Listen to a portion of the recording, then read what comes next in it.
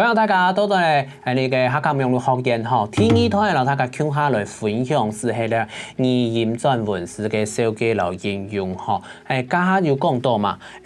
第二堂吼，你則按到視圖語音辨識 ASR， 也係講係語音轉文本嘅 STT 吼，到底啲成擺都用辦法應用啦。比如講嘅語音咧轉文啊、轉寫，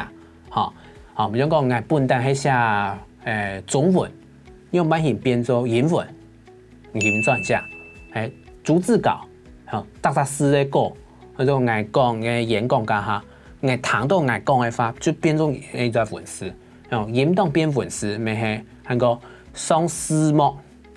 那個詩幕對當到嘅創作者都當時要嘅，語音嘅樹葉啊，語音嘅命令啊，當多，唔過你對語音嘅音檔要求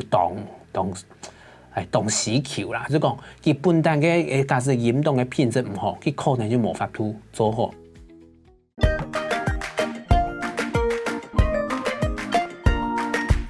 第二隻語音辨識，語音辨識，語音辨識，語音辨識內容係將語音轉換文字嘅技術。語音辨識系統是將語音轉換文字的技術。不過停停廿幾年 AI 人工智慧了程度學習嘅算法又慢慢的進步過後咧，你下對咧語音轉文字嘅內容做得去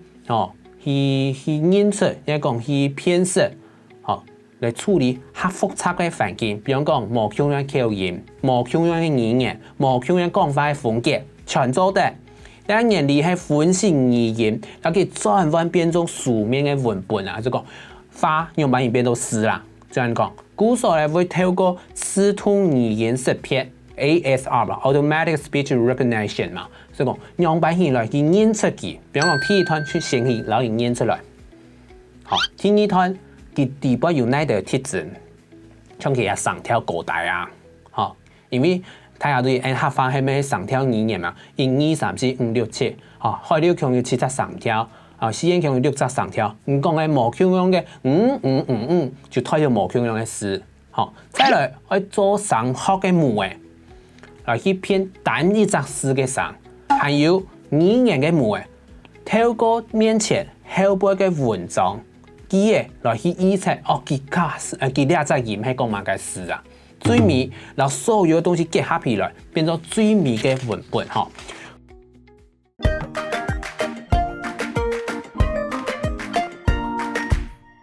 聽一隻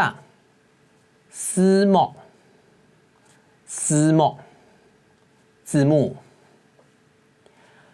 製作樣片字幕嘅技術，近來更簡單。來睇下南市演強。製作樣片字幕嘅技術，近來更簡單。製作樣片字幕嘅技術，近來更簡單。製作影片字幕的技術越來越簡單。